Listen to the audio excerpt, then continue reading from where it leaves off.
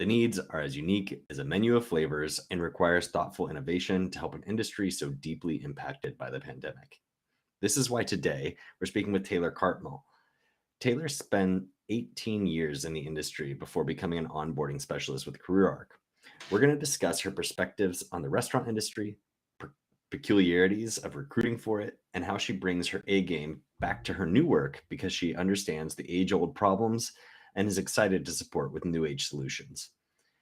For those of you new to the show, my name is Bryant Chase. I'm Director of Social Media for CareerArc and the host of our new series, Help Wanted, where I'll introduce you to some really special helpers.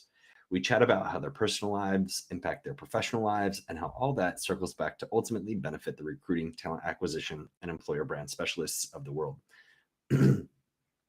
Our behind-the-scenes queen is CareerArc's social media manager, Marissa Gonzalez. She is managing our screen switching, my time, and the comment section as well. So speaking of, please let us know in the comments where you're watching from. We love looking back on that later on. Last week, we learned how a recruiter changed Arunima Chalan's life. An international student in a unique circumstance was provided an opportunity to work in a field she's passionate about and making a life for herself across the world from where she once lived.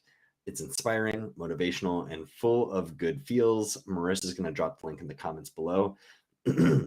Something who's not full of good feels today is myself. If you'll please bear with me, I am feeling a smidge under the weather. Nothing serious, just a mild cold brought on by insane allergies when the seasons change.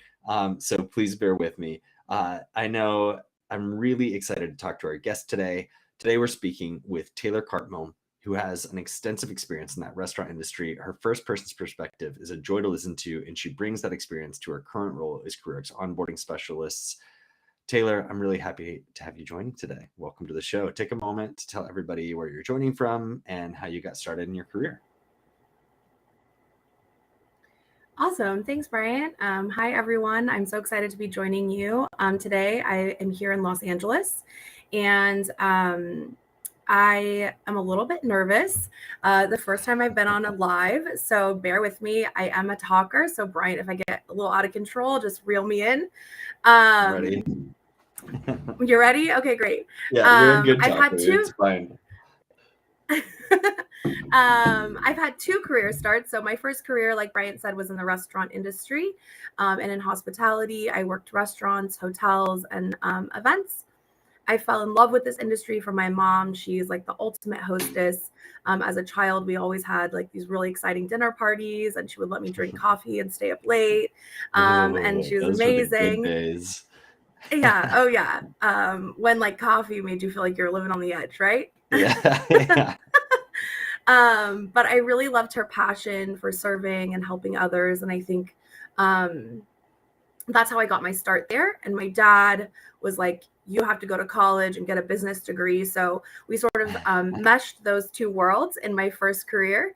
And my business degree helps me now. I got started in CareerArc and in tech about 1.5 years ago when I was pretty burnt out from the pandemic and decided to use my skills and abilities to help our clients here. Yeah, you have done such a great job of kind of bringing that personal experiential approach to things. Like I've been here, I've done this, I get it. But you also, I mean, knowing that you have a business degree makes a ton of sense because you never let your personal experience cloud your kind of like business centric focus, and you mesh them really well.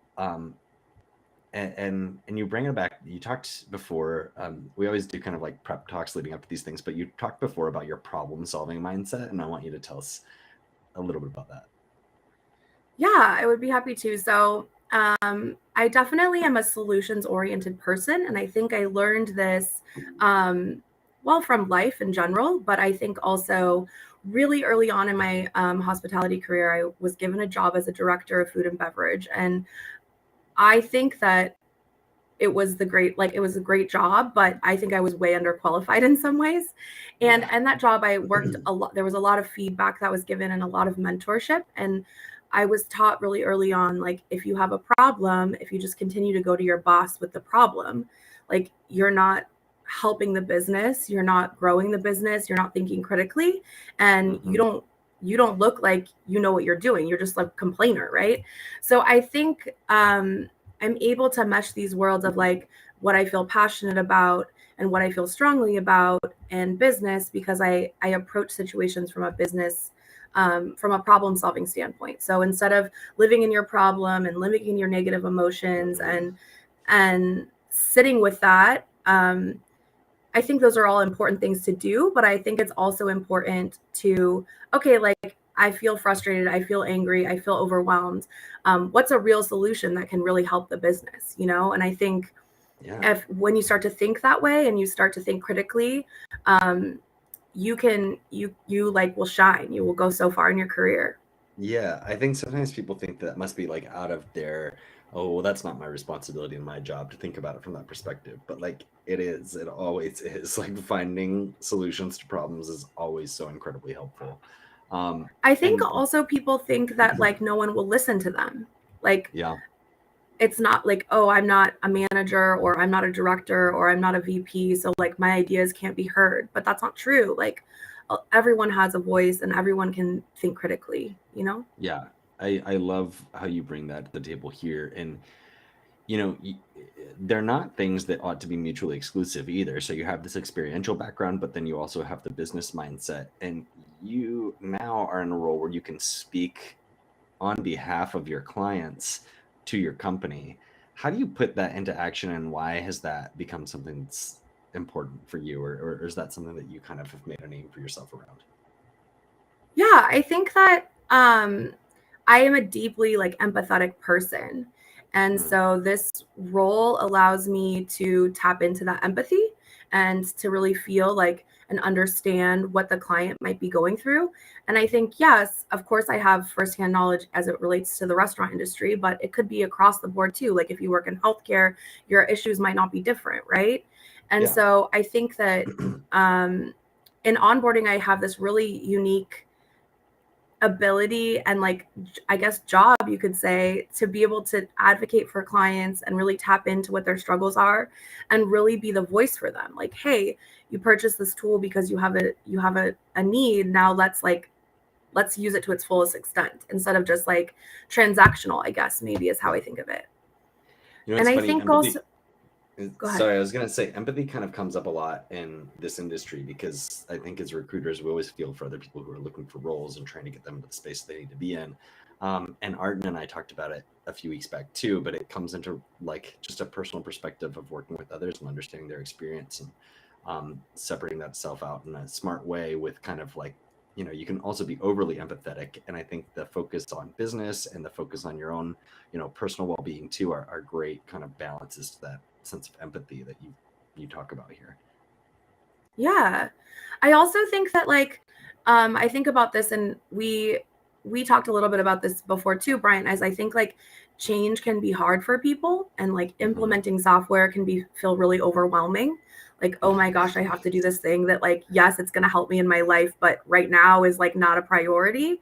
And so Yeah. I think I also meet clients in that space as well. Like, hey, I get that like you don't this isn't like the only project on your plate or your number one priority, Mhm. but like, if we do this right, we'll give you so much time back in your day. We'll help you to recruit, like tap into a wider network of people. And so I think, almost like making this like a luxury, like thinking of this as like you get to buy a Gucci bag almost. Like, oh, how great will this be in your life? I love that. I kind of feel like it is something to brag about in a lot of ways, like, ooh, check it out. But like the thing that the part of it that's interesting to me is like, what is tech like in the restaurant industry? What has tech been like historically in the restaurant industry, I guess I should say. Great question. So I think in my experience in the restaurant industry, like we are a very low tech industry.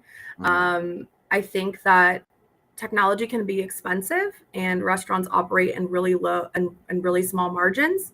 And so I think that historically and in my experience, like if you could do it manually, if you can do what you need to do on a Google Doc or an Excel or in tools that are already part of your day to day, like your boss would encourage you to do that instead of like thinking mm. from a broader perspective of like how can we spend more money on Yeah. something that like may not feel like it's going to give you a huge return. Yeah. But I think that the challenges of the business world is that, like in hospitality, is that when you keep things manual, when you don't like look to the new horizon for change or to automate parts of your job, I think you become inefficient, and other people and other industries become more efficient. And so I think it's something to think about, you know, how can you set yourself apart?